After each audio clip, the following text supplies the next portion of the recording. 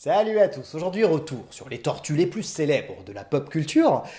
Non, pas Tortue Géniale, pas non plus les Koopas, encore moins Franklin, je parle des Tortues Ninja. C'est en 1984 que Kevin Eastman et Peter Laird imaginent un comics avec ses 4 drôles de tortues. Un rat, Splinter, apprend les arts martiaux en observant son maître humain. Décidé à ne pas passer sa vie en cage, il s'enfuit et se réfugie dans les égouts. Il y découvre 4 tortues qui ont été exposées à un étrange liquide chimique. Les 5 animaux mutent donc et acquièrent un aspect anthropomorphique. Splinter, disposant d'un livre consacré à l'art de la Renaissance, leur donne respectivement comme nom Leonardo, comprenez en français Léonard de Vinci, Michelangelo, Michel-Ange, Raphaël pour Raffaello Sanzio et Donatello pour Donatello. Sûrement parce qu'ils ont un nom italien, les tortues sont toutes amatrices de pizza. Splinter leur apprend à leur tour les arts martiaux, chacun se spécialisant avec une arme. Très rapidement, il rencontre April O'Neil, avec laquelle il se lie d'amitié. Celle-ci se faisant assez régulièrement kidnappée par Shredder et ses hommes de nain, les tortues sont bien contraintes d'agir, ce qui les mène vers leurs aventures. Le comics devient très rapidement un succès international. Les premières adaptations voient le jour en série télé d'abord, puis en film, et bien entendu, ce qui nous intéresse, en tout un tas de jeux vidéo. Et on débute avec ce qui est à la fois la première adaptation des Tortues Ninja et la plus célèbre. C'est Konami qui récupère les droits et propose ce titre en 1989. Ce jeu est aujourd'hui réputé pour son extrême difficulté. Les ennemis sont nombreux, leurs mouvements trop improbables. Au moindre contact, notre barre de vie fond comme neige sous soleil. La seule façon de progresser, c'est de trépasser et de recommencer la partie encore et encore. Mais surtout, il y a un niveau qui a traumatisé toute une génération de gamers, et j'en fais partie. Celui-ci, le but est de désamorcer des bombes en un temps extrêmement limité. Même aujourd'hui, en trichant avec des save states, j'ai du mal à y parvenir. Le temps dont nous disposons est beaucoup trop restreint, il y a des pièges partout, et ce passage est à en balancer sa manette. Mais vous savez quoi ? Contrairement à ce qu'on a tendance à en dire, moi, ce jeu, je lui trouve plein de qualités. C'est un peu comme Bart et les mutants de l'espace, dont j'avais parlé dans l'épisode consacré aux Simpsons. Oui, il représente ces jeux bien vendus parce qu'appartenant à une licence juteuse, où la difficulté était mal gérée et où tout un tas de gamins s'y sont cassés les dents. Mais voilà, il est possible de changer de tortue à n'importe quel moment de la partie, chacune d'elles disposant de ses propres coups. Donatello avec son bâton est le plus efficace. À l'inverse, avec Raffaello, atteindre ses ennemis est une véritable épreuve. Mais il faut bien composer avec chacun. Quand l'un n'a plus beaucoup de vie, on change de personnage pour lui éviter la mort. Si on trouve une pizza, on le reprend pour lui redonner de la vie. Il y a un côté gestion de ces 4 tortues qui est très intéressant et amusant. C'est vraiment regrettable que les développeurs se soient piégés avec une difficulté trop accrue. Mais du coup, ok, c'est pas un chef-d'œuvre, mais moi, je considère que c'est loin d'être la bouse que l'on prétend. La même année, Konami en réalise un jeu d'arcade, et si vous avez bonne mémoire, ce n'est absolument pas surprenant. C'est une habitude à cette époque pour Konami de réaliser des beat'em all avec de grandes licences. Ils avaient fait la même chose avec les Simpsons et Astérix, entre autres. Du coup, ils savent faire, ce n'est en aucun cas une révolution. C'est fun, c'est beau, les animations tapent à l'œil, et à 4, on s'amuse forcément. Le titre sera d'ailleurs adapté sur bon nombre de machines de l'époque, dont la NES. Konami s'attaque ensuite à la console portable de Nintendo, la Game Boy. Là aussi, tout comme le titre NES, le jeu a été populaire. D'ailleurs, Ultra Software Corporation, les développeurs, les mêmes que le jeu NES, Konami n'est que l'éditeur, ont revu drastiquement leur copie. Le titre sur console de salon était extrêmement difficile, et bien celui sur console portable est extrêmement facile. Un petit peu à la Kung Fu Master, on progresse horizontalement et on dézingue ses adversaires. Y a pas à dire, pour de la Game Boy c'est joli, les sprites sont bien modélisés et imposants. La conséquence c'est que le jeu est un peu lent, ce qui accentue d'autant plus la facilité. Suite au succès de la cartouche, nous avons eu logiquement un second épisode l'année suivante. La difficulté a été revue à la hausse, pour un challenge un peu plus présent. On a des phases de jeu plus variées, et c'est plus dynamique, même si le corps du personnage reste étrangement fixe lorsqu'il se déplace. Bon, à part ça, un jeu tout à fait sympathique. Ce sera le 3e opus, Radical Rescue, qui se perdra un petit peu. Ok, les beat'em all, c'est classique et facile, mais au moins les fans des Tortues Ninja avaient de quoi passer un moment sympathique.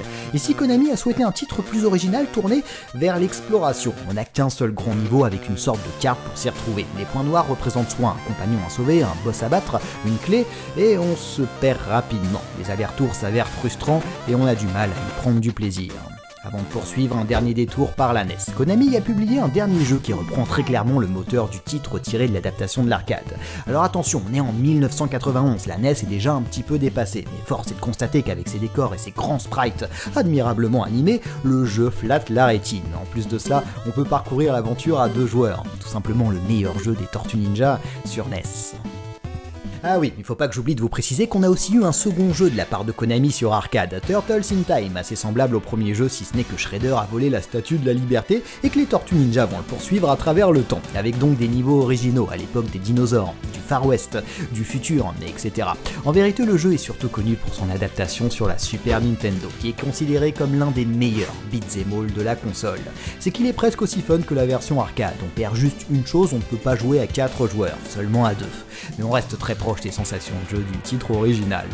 Étrangement, il a été converti uniquement sur Super Nintendo. Il semblerait bien que Konami ait passé un accord avec la firme du plombier. La chose est corrigée l'année suivante puisque Konami prévoit un titre cette fois-ci exclusif à la Mega Drive, Hyper Stone Ace. Et visiblement, on ne s'embête pas trop chez Konami. Il s'agit d'un titre dans la même veine que Turtles in Time. Même le scénario y ressemble curieusement. Shredder s'empare à nouveau de la Statue de la Liberté à l'aide d'une pierre magique, l'Hyperstone.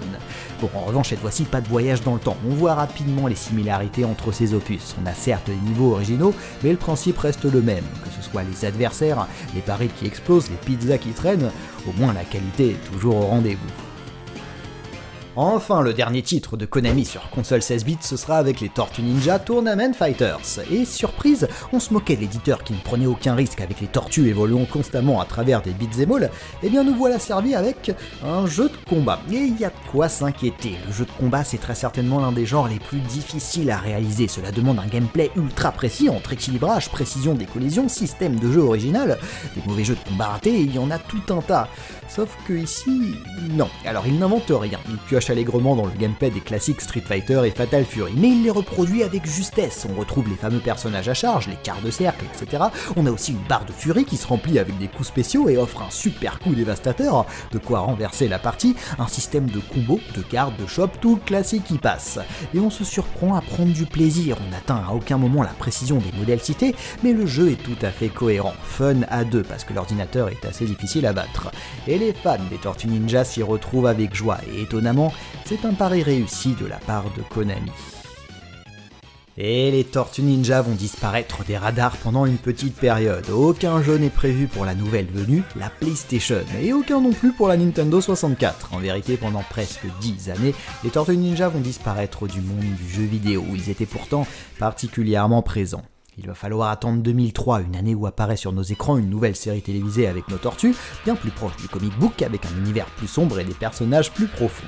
Et devinez qui revient donc sur le devant de la scène, Konami. Et oui, à nouveau, qui réalise donc un jeu pour les consoles nouvelle génération et un pour la Game Boy Advance, et on est loin de la qualité des titres de l'époque 16 bits. Celui sur console portable reste sympathique, bien qu'affreusement basique, avec quelques phases de plateforme plutôt frustrantes. En revanche, sur console de salon, c'est vraiment raté. Le style en cel shading pour donner une impression de bande dessinée fonctionne, mais le système de jeu est trop pauvre, on se balade dans des environnements vides, peu importe la tortue que vous contrôlez, les mouvements restent les mêmes, mouvements affreusement répétitifs, manquant de variété. Et surtout, tous ces effets visuels, les pif, paf, pouf qui inondent l'écran, tapent vite sur le système.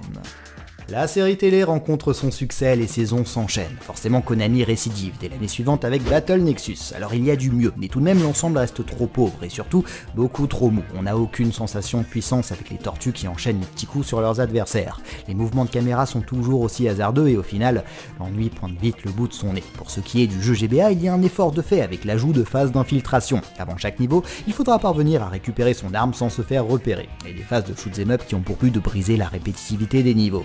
Parce que pour le reste, c'est tout à fait similaire au précédent opus.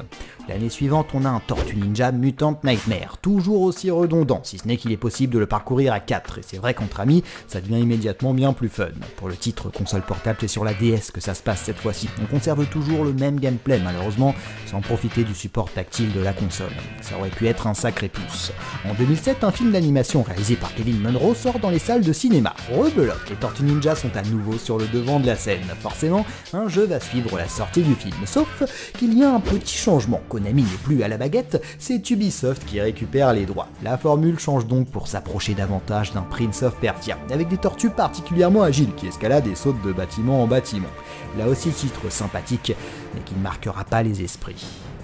Tout comme Tortue Ninja Smash Up d'Ubisoft toujours, qui propose cette fois-ci une sorte de Super Smash Bros mais dans l'univers de nos reptiles. Il y a eu de grands jeux avec les Tortues Ninja, avec au choix des titres réputés pour leur extrême difficulté, mais qui auront marqué de par leur popularité tout un tas de gamers, des jeux un peu anecdotiques, et des titres qui ont fait partie des grands beat'em all de l'époque, je pense tout particulièrement à Turtles in Time. Parce que oui, les Tortues Ninja disparaîtront un long moment et ne parviendront jamais à leur retour à s'adapter aux consoles nouvelle génération, étant étrangement restés proches d'un gameplay qui avait fait leur succès mais qui dans les années 2000 est forcément un peu vieillot. Ubisoft ne parviendra pas non plus à redorer l'image des Tortues Ninja. Non, ils semblent bien cantonnés à rester à jamais dans la mémoire collective comme des personnages ayant fait le bonheur des joueurs des consoles 8 et 16 bits.